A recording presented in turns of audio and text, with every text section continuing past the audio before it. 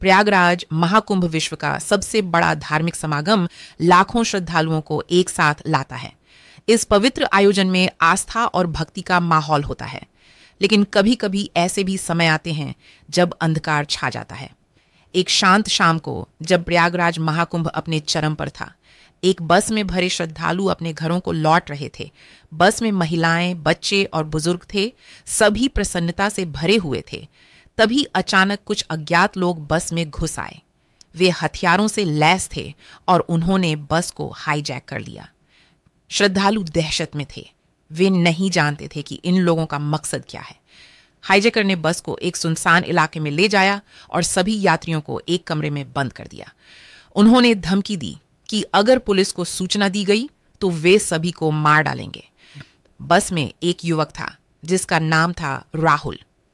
वो एक साधारण किसान का बेटा था, लेकिन उसके अंदर साहस और बुद्धि की कोई कमी नहीं थी। राहुल एक कुशल मार्शल आर्ट्स का जानकार था। उसने देखा कि कैसे सभी यात्री डरे हुए हैं। उसने फैसला किया कि उसे कुछ करना होगा। राहुल ने चुपके से हाईजैकर की गतिविधियों पर नजर रखनी शुरू कर दी। उसने देखा कि वे थोड़े लापरवाह हैं। राहुल ने इस मौके का फायदा उठाया। उसने एक मौका देखकर हाईजैकर में से एक का हथियार छीन लिया और उसे बेहोश कर दिया। राहुल ने अपनी चालाकी और शक्ति से आतंकवादियों को चकमा दिया और अन्य बंधकों को मुक्त करने में मदद की। राहुल और अन्य बंधकों ने मिलकर आतंकवादियों से लड़ाई लड़ी। राहुल ने बाकी यात्रियों को संकेत दिया। सभी मिलकर बाकी हाईजैकर पर हमला कर दिया।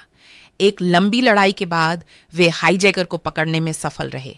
राहुल ने तुरंत पुलिस को सूचना दी। पुलिस कुछ ही मिनटों में मौके पर पहुंच गई। उन्होंने हाईजैकर को गिरफ्तार कर लिया और सभी यात्रियों को सुरक्षित बचा लिया गया। राहुल के साहस और बुद्धि ने सभी की जान बचाई। पूरे देश ने राहुल की प्रशंसा की और उसे एक नायक के रूप में देखा जाने लगा। प्रयागराज महाकुंभ में एक बार फिर शांति बहाल हो गई। यह घटना हमें बताती है कि कैसे है कि हमें हमेशा अच्छाई के लिए लड़ना।